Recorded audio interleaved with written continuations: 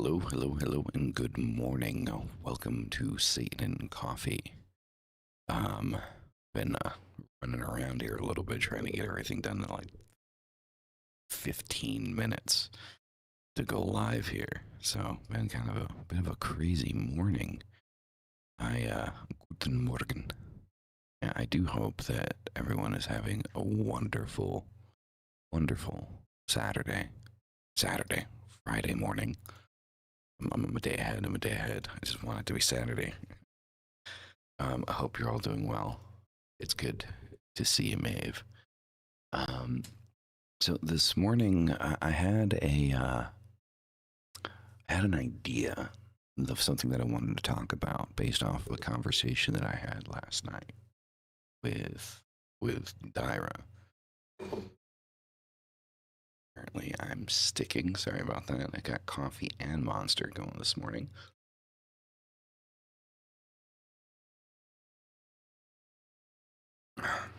Sorry about that. My coaster stuck to my bottle there. So anyway, we were having a conversation last night. We were talking about the necessity of change, right? The necessity of movement, of oneself, growth, so to speak. And, well, hence the title of this morning's episode is From Sorcerer to Sovereign. And I do believe, what a surprise. Well, it has been pretty consistent this week. So it's supposed to be Tuesdays and Thursdays, but it looks like it's going to be Wednesdays and Fridays. So I feel like that's a little bit more doable for me. So Wednesdays and Fridays, I think we're going to be doing Satan and Coffee. Wednesdays, Fridays, and Sundays. And so I've been sitting and I've been thinking and I've been kind of rummaging through my mind about this conversation that I had with Dyra last night. And we were talking about kind of like the necessity of growth, what growth looks like, and what growth needs to look like. And also, by the way, welcome, Mr. Katero. It's good to see you.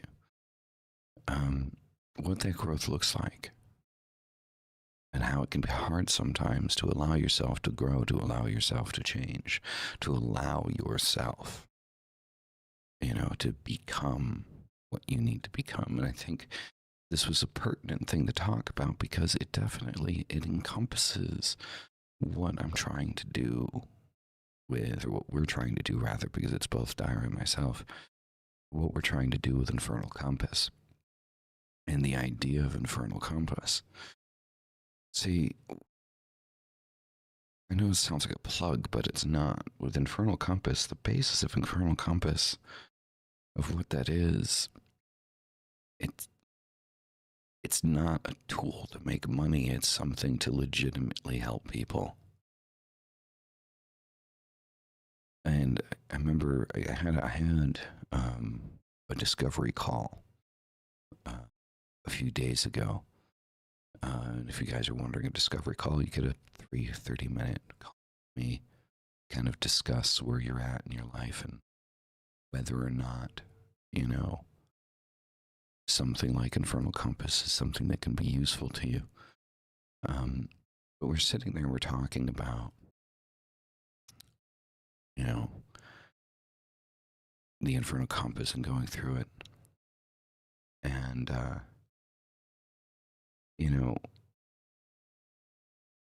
told the person, I said, if I could do this for free, I would. If I could do the life coaching, the infernal life coaching, the LHP, Jungian-based life coaching, if I could do that for free, I would, because the basis of it is to help people do something that I saw that I needed to do for myself. And I felt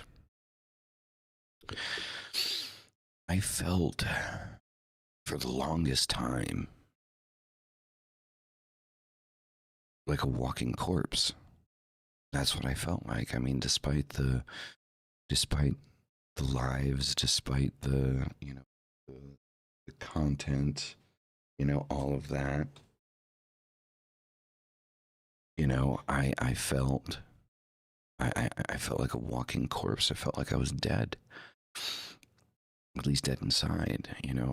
I didn't know who I was or what I was or, what I supposed to be or if, who I was, like I had no idea. I didn't understand it. Like, and I was at a point where, simple things that, would arouse my creativity or my desire for life just didn't work. Music, movies, TV shows, video games. Like I just had like art, graphic design. I just had zero desire for anything. Just didn't want to do anything. I didn't want to be connected to anything. And I felt like I was dying, dead, disappearing, slipping into the fucking ether, you know? Um, and there were things that kept me tethered, it was like my son. My son kept me tethered. He kept me connected.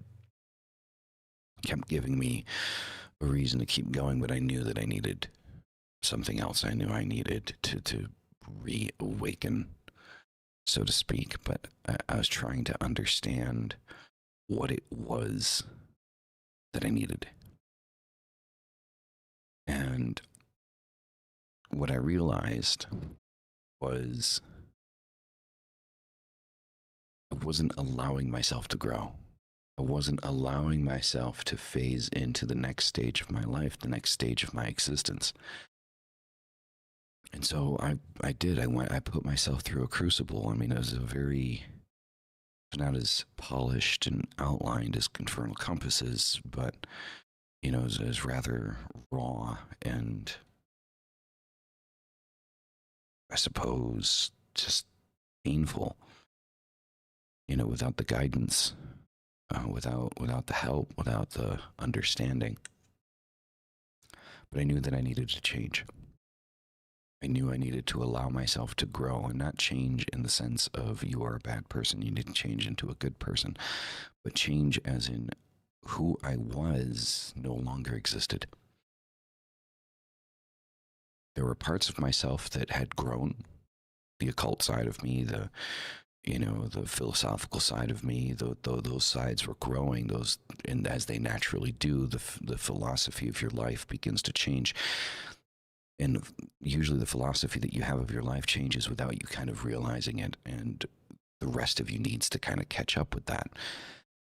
And the rest of me wasn't catching up with it. And then I kind of realized that I needed to grow. I needed to allow myself to become what I needed to become a better version of, who I am as a person. And that involves stripping away a lot of things that are holding you back, a lot of things that are stopping you from being who you are. The unsupportive people around you, all of those types of things, whether that be family or friends, it doesn't really matter. So I went from being this guy that wanted to be this dark, spooky content creator to understanding my role as a father, as a mentor, as a partner. And I went from being, that trying to create this classic ideal of a black magician online to understanding that, yeah, I mean, being a black magician is part of who I am, but that's not all I am. I am the father, I am the mentor, I am the partner, I am the protector. And I allowed myself to grow into that skin. And what I needed to do for me and what I needed to do for my life became significantly more clear. And those changes are difficult, right? So the death of the person, leaving the archetype of the eternal loner, being the dark, mysterious magician, served its purpose. It built identity. But eventually all masks that we wear, when we wear a mask, when we're not being true to ourselves, they begin to feel more like a prison, you know, and true growth requires letting yourself, a version of yourself, that version of yourself, to die. You can't hold your child with the same hands that once only held your sword. It's not that you can't have your sword. It's not that you can't keep that there to when it is needed, but sometimes you need to set the sword down and pick up the shield.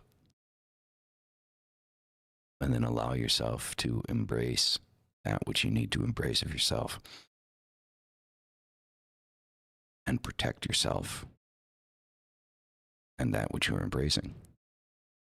So, you know, real kind of like a real life example, like, you know, going from clubbing and chaos or constant ritual obsession to creating sacred structure, you know, waking up early, holding space, you know, for your child and your partner, you know, making time for your family, right? It's, you know, where things kind of move towards Disciple, Sophie, Samael. Welcome, welcome, welcome.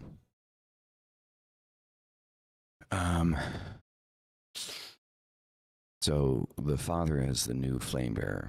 Fatherhood doesn't dilute your power, it distills it. And I think this is a big thing to understand, right? Like, I mean, a lot of people think that becoming a parent ends your ritual life, right? Or ends your you know, your spiritual life. And I think in becoming a parent, that needs to strengthen that. It needs to become stronger.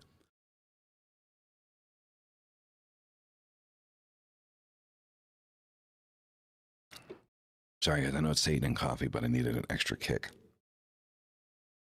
But I do still have my coffee right here. But this morning it is Satan, coffee, and Monster. So becoming a parent shouldn't limit what you're doing. It shouldn't dilute your power or your ability. It should actually strengthen it. You should, if you look at it the right way, it will strengthen it. Right?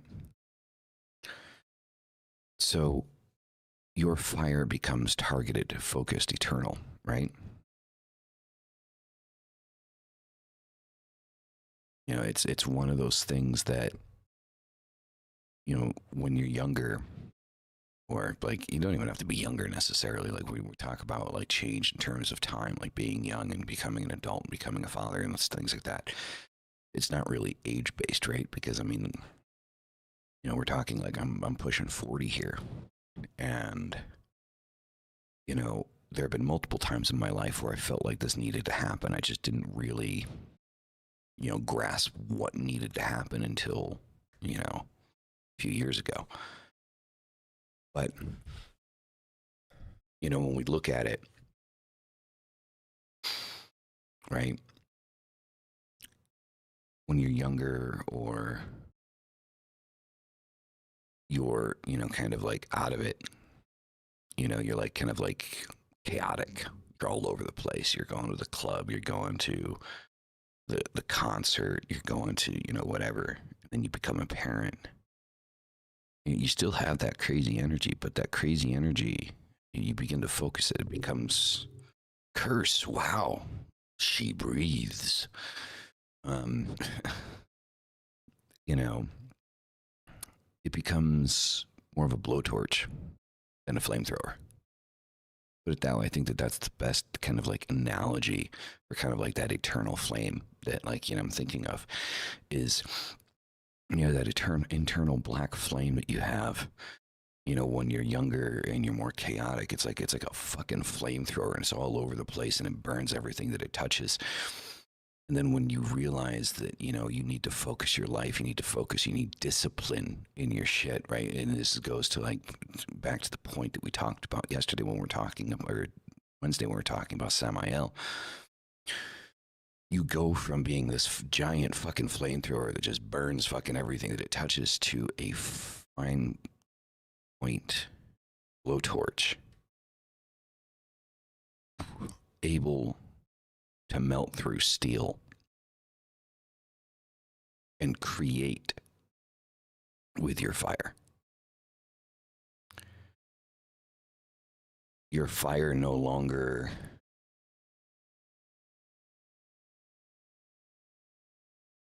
destroys everything around you, but rather allows you to create and cut fine lines into your life. Think of it that way. Think of this analogy, and we truly look at it. And if you can visualize that, that process of just this fucking flamethrower just throwing flame all over the place and burning everything that it touches and destroying everything that it touches. But then if you can think, okay, I need to focus this into a fine point.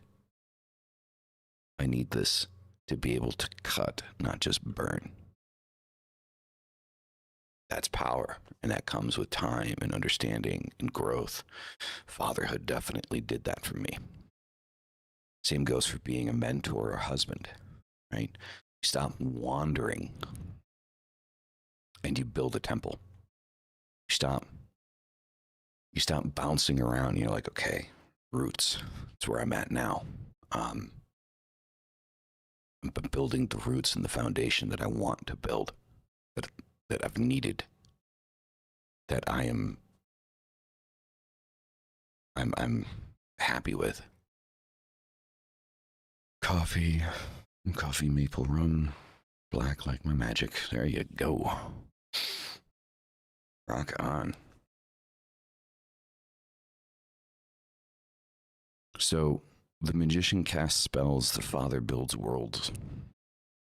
It's one phrase I kind of came up with for this. Right? Like the magician just kind of does shit haphazardly. The father, as a husband, as a mentor, I'm building a universe. I'm building something massive. That's what we do as fathers. I'm sure Maeve can understand this as well. As fathers, as we do, we build the worlds that our children inhabit. Showing up daily for your partner or child is a ritual. Waking up at 6 a.m. with discipline is a spell. Holding peace is a conjuration of power. I'm going to repeat that one more time. Showing up daily for your partner and child is a ritual. Waking up at 6 a.m. with discipline is a spell. And holding peace is a conjuration of power.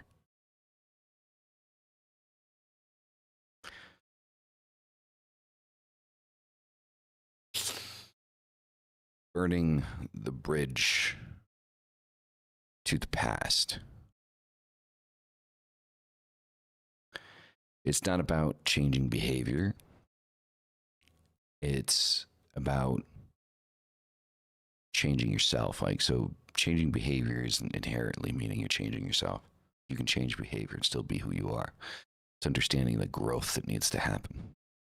You need to destroy the roots of the old self. That means letting go of ride or die friends who drag you down, cutting ties with non-supportive family who guilt you for evolving, facing your own destructive habits and executing them. It's a lot of painful growth, and the hardest part is the first two. Nobody wants to let go of people that they love and care about, even if they do realize that for as much as they love and care about them, that they no longer serve your life. And for those that get left behind, there is obviously resentment, hatred, chaos,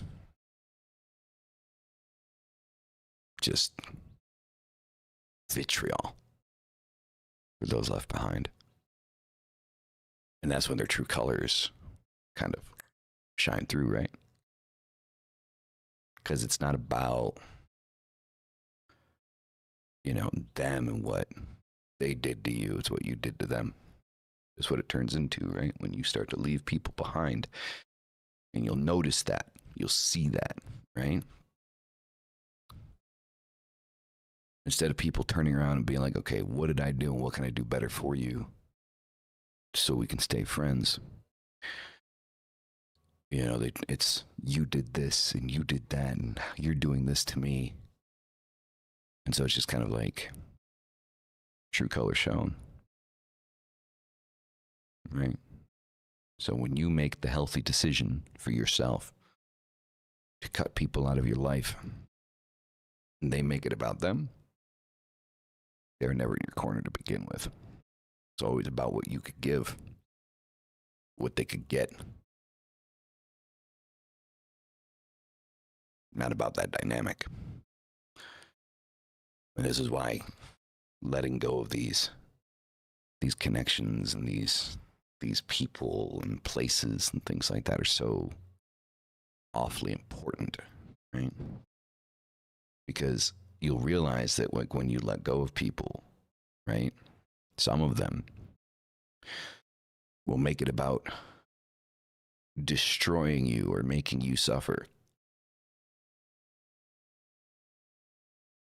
instead of feeling their feelings, being upset that you're gone, and realizing they themselves need to move on. It becomes about destroying you. That's what it's about. That's what it's always been about. You're just now beginning to see it. It was always about that. So that's an important thing right there. Right? You can't become the king if you're still letting the court jesters call the shots. You can't be the king if you're letting the clowns in your court make the decisions. Real world example. Friend group that keeps pulling you into drinking, drama, or ego wars, versus walking into solitude and rebuilding your circle with intention. Keeping it tight. Keeping it focused. Quality over quantity. That's a big thing to remember. Quality over quantity.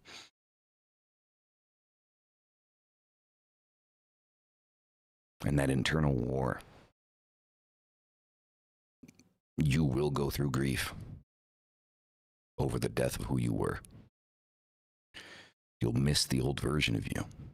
You'll feel false guilt for leaving people behind. But the flame isn't here to comfort you.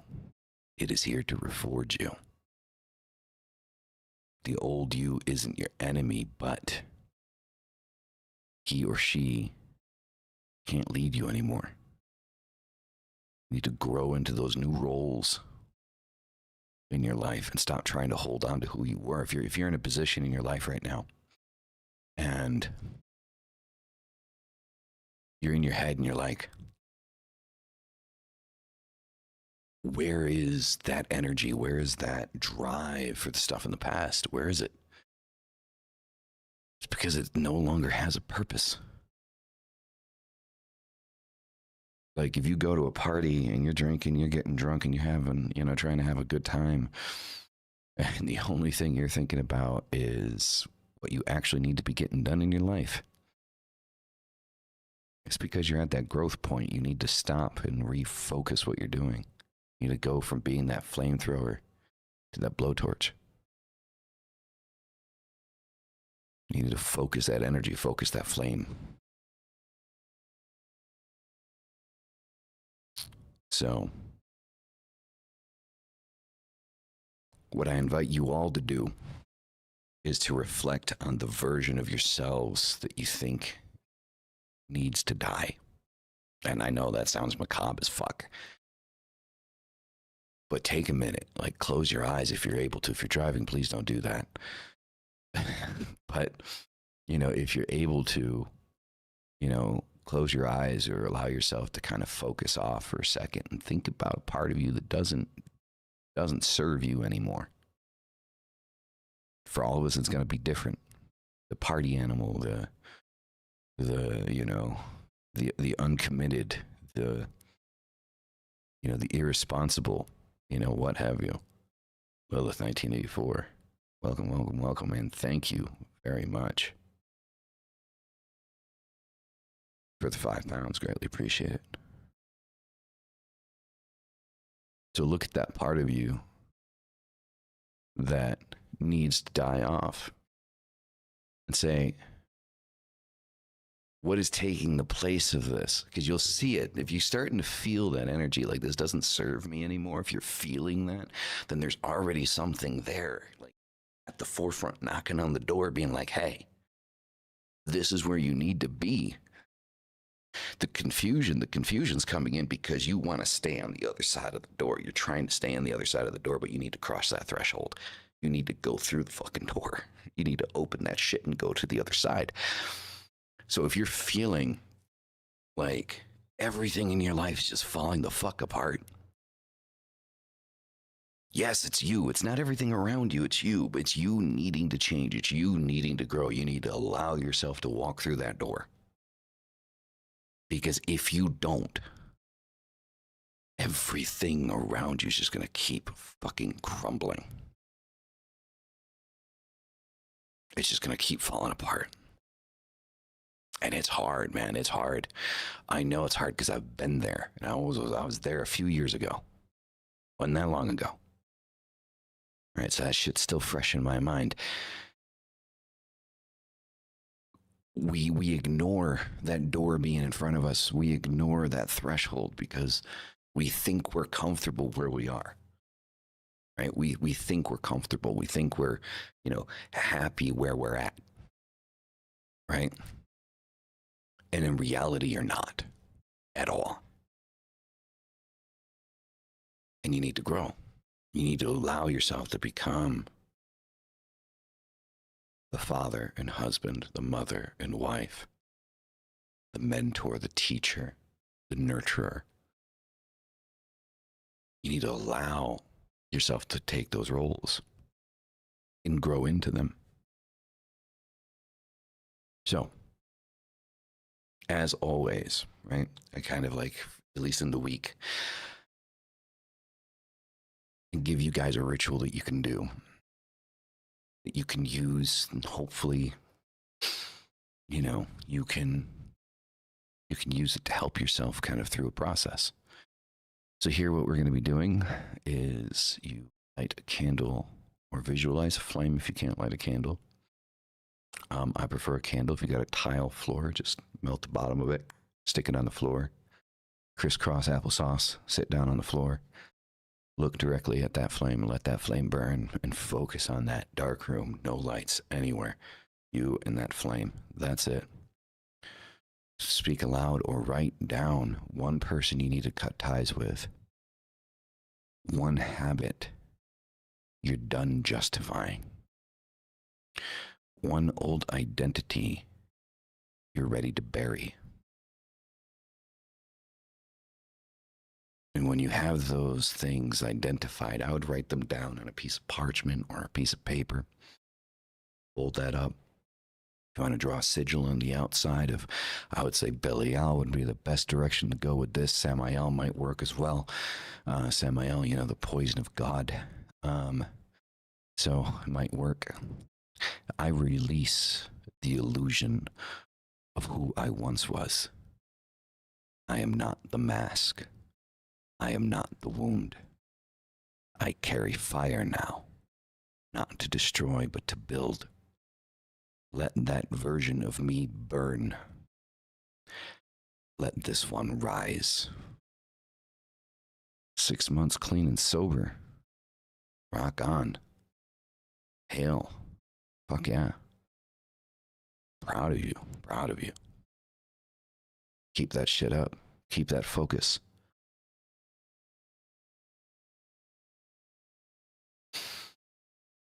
Hail to you.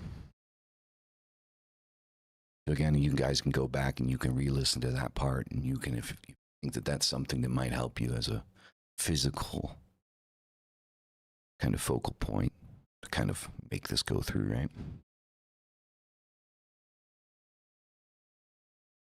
And to close,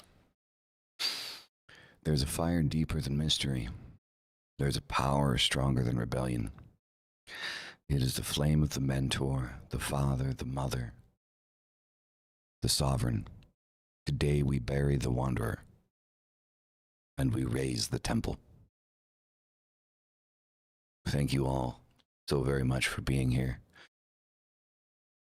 You are absolutely amazing. This is the reason why I do this. And I hope you got something useful out of today's episode. And as always, hail thy fucking self. See you in the next one. Peace the fuck out.